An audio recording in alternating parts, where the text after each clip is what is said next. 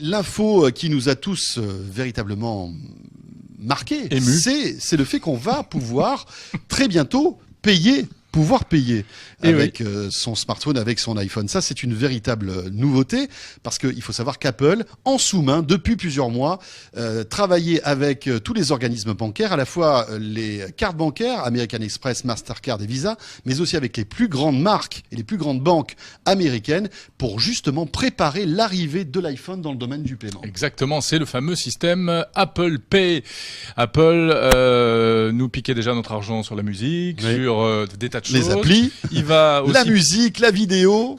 Et bientôt, quand on achètera notre pain, hop, Apple prendra sa commission. Et oui, on va pouvoir acheter son café bientôt avec puisque son téléphone. Apple Pay sera intégré dans l'iPhone 6 et notamment avec ce système de paiement sans contact, grâce au NFC. Alors, Delphine Sabatier. Bonjour Delphine. Bonjour Delphine, c'est Zoom Mathieu de Delphine, directrice de rédaction de 01net. Bon, c'est bien, ça fait bouger les choses, mais Apple Pay, il y en a un qui doit s'arracher les cheveux, c'est PayPal. Parce que, pour moi, le géant du paiement, c'était PayPal, qui appartient à eBay, on le rappelle.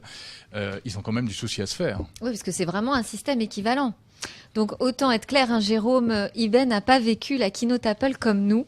Pendant que la planète high-tech et ses fans ouvraient grand les yeux et les oreilles, le big boss mondial du paiement en ligne, dont plus de 40% des revenus proviennent de PayPal, fondait en larmes. Enfin, je dis ça, mais je n'étais pas là pour le voir, ça devait être vrai. Puisque j'étais là avec vous. Et d'ailleurs, j'en profite pour vous remercier personnellement d'avoir été si nombreux à passer la soirée avec nous. C'était amazing, aurait dit Tim Cook. Non, c'est vrai que c'était super. Mais là, on s'égare un petit peu du sujet quand même. On s'éloigne. Vous avez raison, je suis désolée.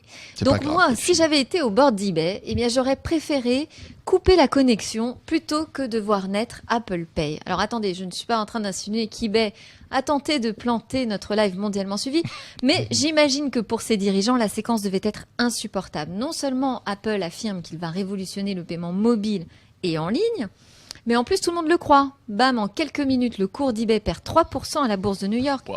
La courbe chute brutalement et s'enfonce d'autant le lendemain. Alors, pas besoin d'appeler l'ambulance, que déjà CNN Money se demande si Apple ne va pas tuer PayPal. Bon, alors, qu'est-ce que vous en pensez, Delphine ? Je dirais simplement, quand Apple paye, PayPal pleure. Alors, joli. Ce qui est quand même un comble pour un service qui adore qu'on paye. Bon, passons sur ce jeu de mots facile. Sérieusement, je dois vous dire que je n'espère pas la fin de PayPal, pas plus que celle d'Amazon, dont j'utilise aussi le porte-monnaie électronique.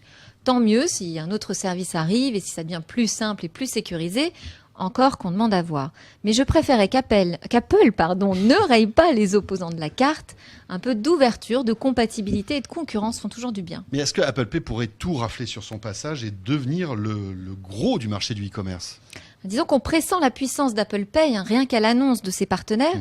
Il s'est mis dans la poche des grandes banques américaines et les 3 plus importants réseaux de cartes de crédit au monde, Visa, Mastercard, American Express. Enfin, du côté du commerce, c'est aussi du solide, puisqu'il y a McDo, Nike, Starbucks. Bon, surtout, Apple a un atout maître qui échappe à eBay, c'est que son système de paiement sera embarqué dans ses propres appareils. Il aura donc la main sur une grande partie du business. Bon, mais est-ce qu'on va vraiment, d'après vous, adopter cette nouvelle façon d'acheter avec son smartphone ou même avec sa montre ? Alors moi je pense que oui, d'abord parce que ce sont des appareils qu'on aura toujours sur soi et ensuite parce qu'on a déjà pris l'habitude de tout confier à nos smartphones. Peut-être que ça nous prendra un petit peu de temps de nous habituer à dégager notre poignet plutôt que dégainer la CB, mais nos gestes changent vite, regardez nos pouces sur les écrans. Reste à rassurer quand même sur la sécurité du paiement.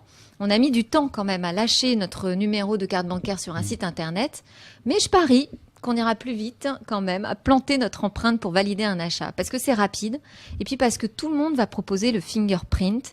D'ailleurs, on peut déjà payer comme ça dans certains pays. Il y a déjà un deal Samsung avec PayPal.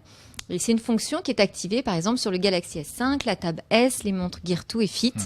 Et donc demain, avec l'iPhone 6 d'Apple, sans doute, on parlait de 2015, plutôt en France, il faut le temps de négocier.